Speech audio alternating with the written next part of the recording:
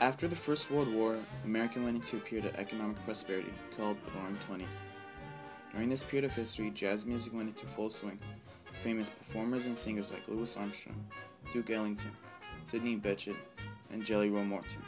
Women started to flex their newly acquired rights to vote and began to show more of themselves, going from Victorian-style attire of pre-World War to wearing flappers and having short hair, wanting to be more masculine overall.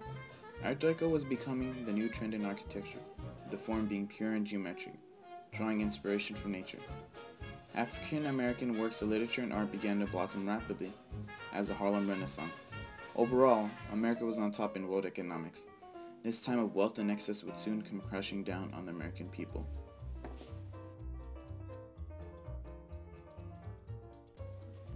The stock market crash in 1929 occurred October 24th, dubbed Black Thursday. On Monday the 28th and Tuesday the 29th, stocks kept falling until that evening, resulting in a $30 billion loss.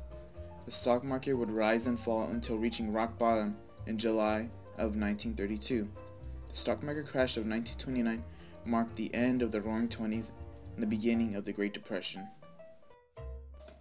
The Great Depression had started in America, but spread to other parts of the world at varying times. The Great Depression hit everyone, rich and poor. The unemployment rate in the United States rose to 25%, and cities dependent on heavy industry were hit hard. As many poor people began to fill the streets, shanty towns called Hoovervilles were built all over America. They were named after President Hoover because it seemed that he let the nation fall into depression.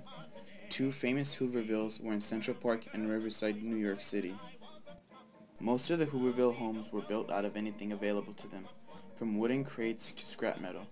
Public charities, or those lucky enough to have kept their homes, provided food for the residents. Newspaper was used as blanketing, and cardboard lined shoes with worn-through soles.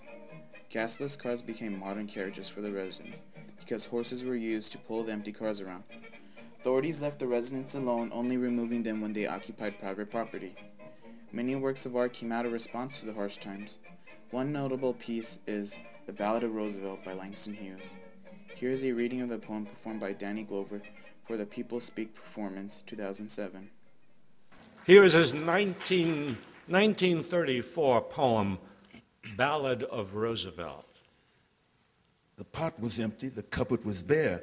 I said, Papa, what's the matter here? I'm waiting on Roosevelt, son. Roosevelt, Roosevelt. Waiting on Roosevelt, son. The rent was due and the lights were out. I said, tell me, Mama, what's it all about? We're waiting on Roosevelt, son. Roosevelt, Roosevelt, just waiting on Roosevelt. Sister got sick and the doctor wouldn't come because we couldn't pay him the proper sum.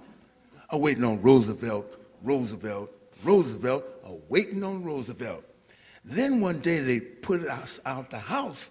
Ma and Pa was meek as a mouse, still waiting on Roosevelt, Roosevelt, Roosevelt. But when they felt those cold winds blow and they didn't have no place to go, Pa said, I'm tired of waiting on Roosevelt, Roosevelt, Roosevelt. Damn tired of waiting on Roosevelt. I can't get a job and I can't get no grub. Backbone and navel doing the belly rub. Waiting on Roosevelt, Roosevelt, Roosevelt.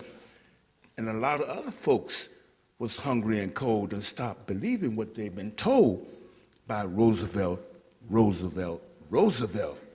Because the pot's still empty and the cupboard's still bare, and you can't build a bungalow out of air. Mr. Roosevelt, listen, what's the matter here?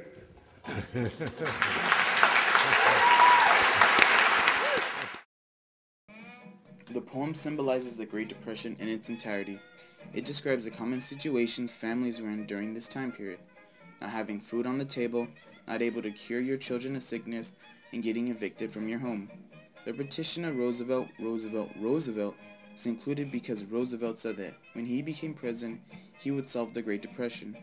As the poem describes the waiting of the people, Roosevelt took some time to finally come up with a solution.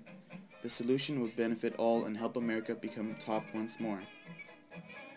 Roosevelt's reform began in 1933 as the New Deal. The New Deal focused on the 3 R's: relief for the unemployed and poor, recovery of the economy to normal levels, and reform of the financial system to prevent a repeated depression. The New Deal was split into 2 waves. The first New Deal was in 1933 and it dealt with banking, railroads, industry, and farming because they were in high demand for help with recovery. The second New Deal spanned from 1934 to 1936. It created more federal projects for citizens to work in, which helped strengthen the federal government overall.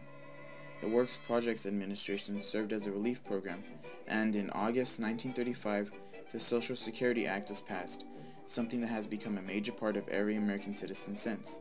A special relief program operated from 1933 to 35, called the Federal Transit Service, was aimed at helping the homeless of Hoovervilles. Also, a set minimum wage and maximum hours for most categories of work was established as the Fair Labor Standards Act of 1938, which also stands to this day. Even though Roosevelt's New Deal helped the country by strengthening the federal government and creating more federal jobs, the one thing that truly ended the Great Depression was World War II. Americans' involvement in the war and providing supplies for the war effort helped the country's economy grow at accelerated rates, with Roosevelt's R of reform keeping it from collapsing. Once the war was over, America reigned supreme again. Well, not entirely.